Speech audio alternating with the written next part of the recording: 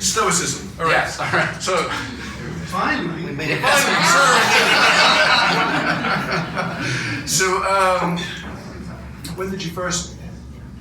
I want to say start. I don't know if that's the right word. I mean, when did you first think, start, become? What's the right word there? I don't know. I mean, what happened was, it was sort of a weird story. So when I was in college, I was writing for that newspaper. I went to a conference, sort of like a little thing like this, and the person being interviewed was Dr. Drew Pinsky from Loveline, and so I went up to him afterwards and I just asked him if he was reading anything interesting, and he recommended the Stoics to me, and that changed the whole course of my life.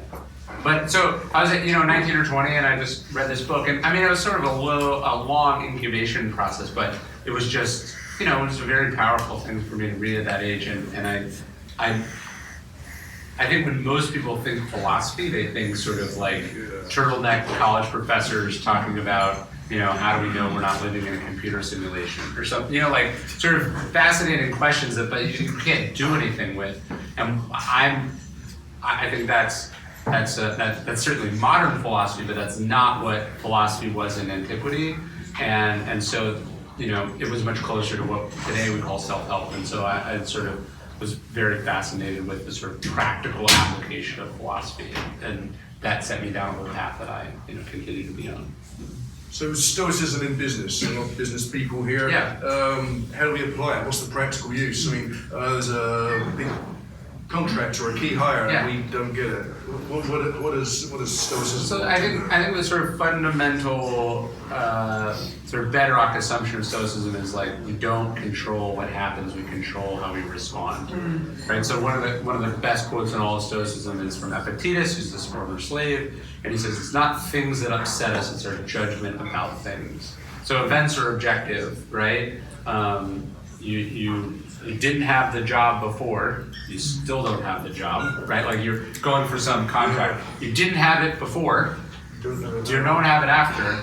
It's only your opinion that you've been deprived of something. This is an illusion in your head, right? The status quo remains the same, or just, events are objective. The stock market went up, is that good? Sure, maybe. The stock market went down, is that bad? Sure, maybe. Actually, it all depends on what positions you hold, right?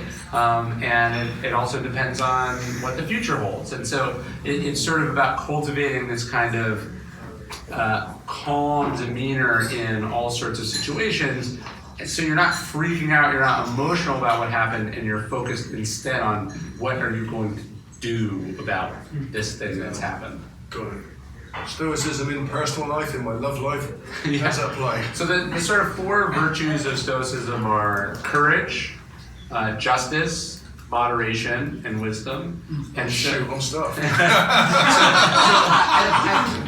It's not like, oh, here's what the Stoics, here are the, it's not like a religion, like here's what the Stoics say about this, and here's what the Stoics say about this. It's more of sort of a framework or an operating system that you should be able to apply to business and life. And what I think is so interesting about the Stoics and why I think they've become popular in business is that these weren't just thinkers. So part of the reason philosophy feels so impractical is that it's created in the academy, right? It's created in the university system where people have tenure and they have, where they're not actually doing anything but thinking about things. So the founder of Stoicism is this guy Zeno, and he discovers Stoicism after he's a dye merchant, and a shipwreck destroys like his entire family fortune, and he washes up in Athens, and he sort of turns to philosophy there, like dealing with a very real thing, a bankruptcy essentially.